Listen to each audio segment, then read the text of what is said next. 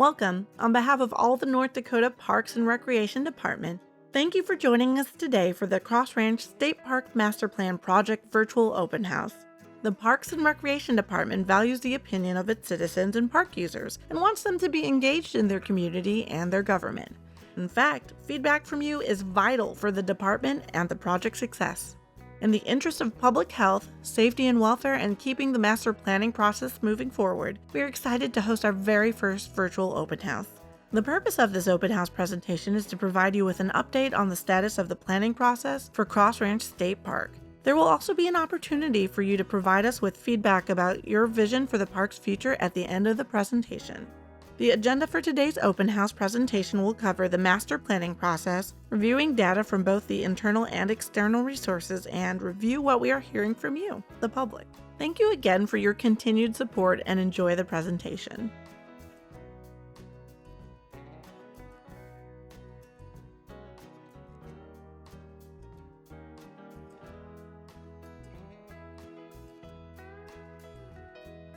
Master plans are the tangible and often visible statement of where the park is now, what it should be in the future, and what is required to get there. Parks need a master plan to be successful. The plan is more than an intention. It is a document built upon a process, demonstrates a path of achievement, articulates the public's interest and enjoyment of park lands, and is a tool that informs decision-making. These plans are both flexible and dynamic to allow for choices and changes to be made over time while preserving the vision of the park. Rapidly changing community needs and recreation trends often create much more opportunity than resources available. Master plans help guide what to focus on first, such as the development of recreation opportunities and assets, and the protection, preservation, and enhancement of the park's natural resources. We want to ensure that today's needs are appropriately balanced with the vision for future generations. This helps us to provide and anticipate adequate resources to meet those existing and future needs. Master plans address at least the following areas: an inventory of natural, recreational, historical, and cultural resources, a needs analysis, an implementation and prioritization strategy, an assessment for both capital and operating expenses, and a mechanism for continuous review of the plan. Our process includes a review of internal and external data that directly applies to the parks. This includes visitation data and existing guiding documents like the statewide Comprehensive Outdoor Recreation Plan, or SCORP. We also review external industry trends and research to analyze and identify areas for opportunity and innovation. All of this is reviewed, analyzed, and synthesized into the development of the master plan. The Master Plan Project team is led and facilitated by Gordon Lemmel, the department's Parks and Recreation Planner. The team also includes staff from our department's planning division. We have also convened a steering committee whose function is to provide strategic guidance and direction for the planning process. These individuals assist by providing input through the lenses of their area of expertise. Planning is complex, and changing one thing can ripple effect to others. So, these individuals help us to be mindful of the whole vision. Finally, whether you know it or not, all of you are on the team. Your feedback and input are critical to helping us realize the vision for the park. Public input is a critical part of the master planning process, and we want to hear from you. So we have developed an inclusive outreach strategy, so there are lots of opportunities for engagement. You can visit the project-specific website to review updates and provide feedback through the form available there. A link to the website will be provided at the end of this presentation. It is also provided in the video description. Digital surveys allow you to respond to and provide feedback about a variety of topics, such as what do you like to do at the park, or what would you like to see at the park? We have already launched a preliminary survey just to get an idea of what things are important to you, and it has received over 350 individual responses. A second survey will be launched beginning tomorrow to provide you with a second opportunity to provide input. Focus groups will also be interviewed. These focus groups are comprised of individuals from similar areas of interest that may use the park in a different way than the average user, or who might have an outside interest in the park, such as Local Visitors Bureau. We have already identified local government, trail users, and special users such as educators, youth, and scouts for our focus groups. So you may be asking, what do we do with all your ideas? All your ideas and comments are grouped into key themes of consistent needs and desires for the park and park experiences. The resulting themes go into the plan and help guide and prioritize the park, trail, facility, programming, and investments moving forward. We review existing guiding documents, master plans, and outside research to help provide a historical context for planning. This review helps us better understand where we're currently at, what the aspirations are or which have been accomplished, and guide where we want to go. There are several guiding documents that we refer to as depicted. We often review visitation, demographic, and current use of the park. We want to better understand who our customers are, what their needs are, and anticipate how those needs may change in the future. We began the project by reviewing the basic visitation statistics of the park.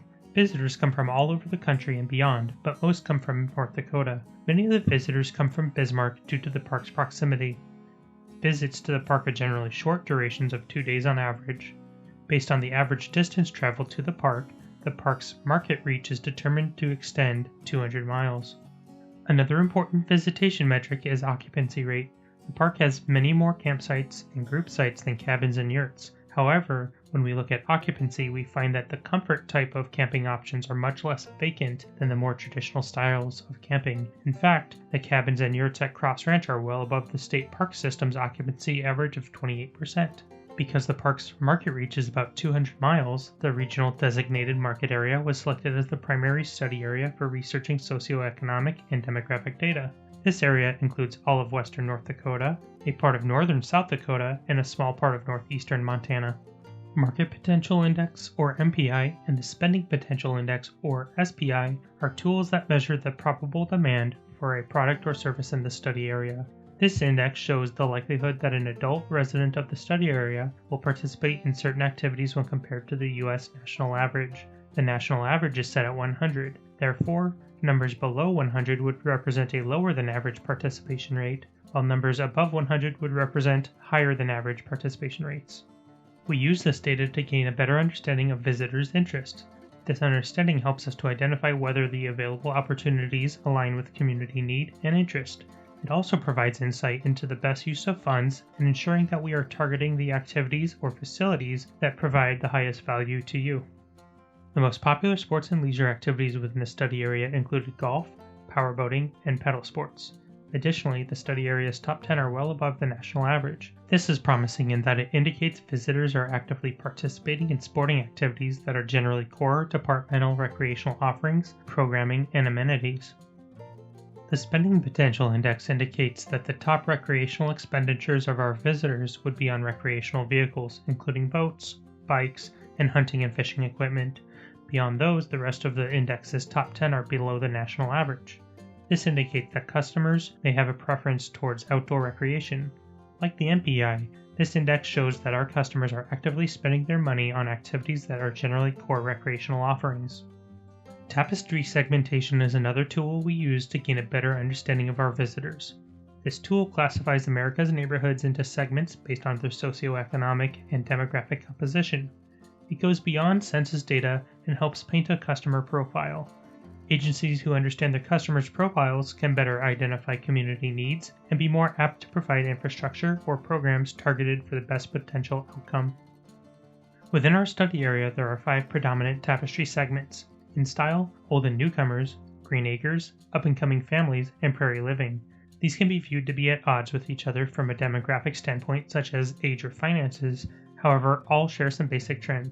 For example, all are fairly technology savvy, whether it be using a smartphone to pay bills to online shopping and entertainment. At the beginning of this project, we launched a preliminary survey for the public to respond to. This was to help us get an idea of the interests and needs of the people who visit Cross Ranch State Park, a check of the pulse, if you will. Like all socioeconomic data, we are looking to identify where there might be disconnects or gaps between needs and opportunities, or vice versa. We asked respondents what recreational items visitors spend their money on. While they spent money on items across a recreation spectrum, hunting and fishing, camping, and fees or passes were the top items. Recreational lessons and boat rentals were toward the lower end of the spectrum. We then asked respondents about what recreational activities they generally participated in. Walking, camping, hiking, and going to some type of beach were top recreational activities.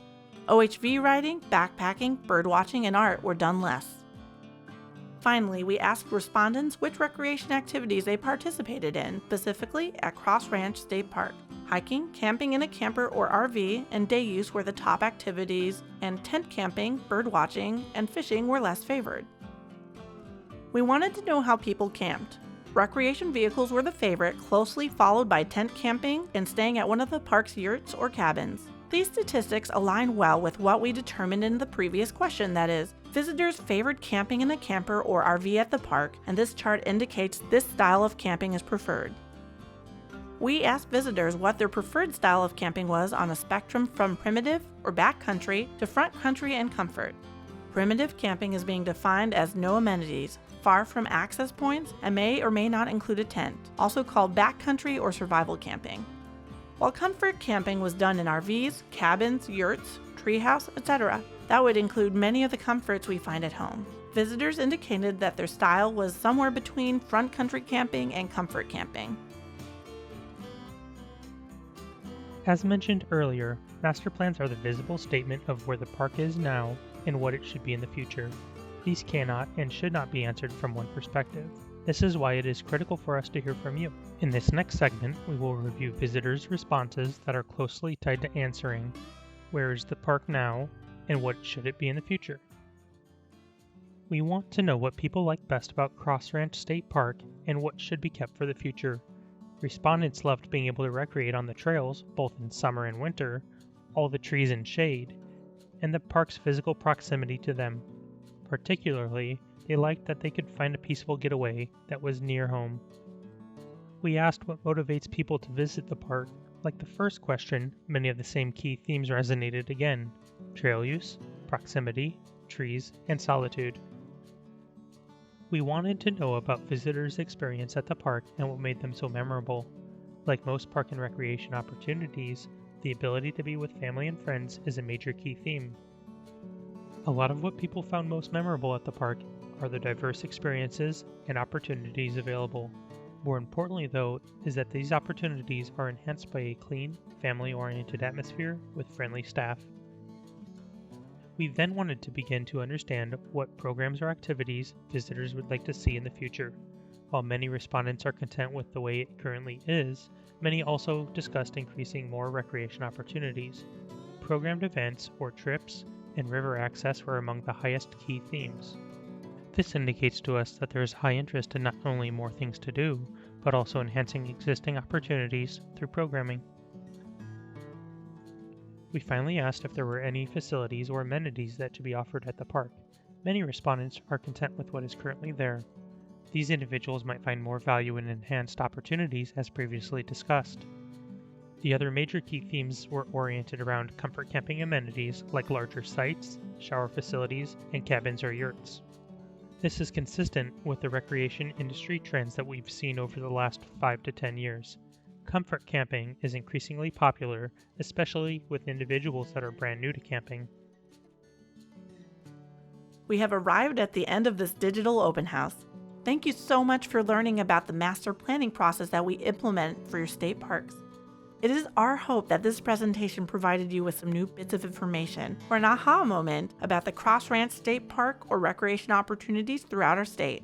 If you did have that aha moment, comment or questions, please feel free to continue to participate in this process by taking our second public survey, visiting the project website, or by directly reaching out to us using the contact information on the screen and included in the video description. We have provided links to the survey and project website in the description of this video. Thank you once again.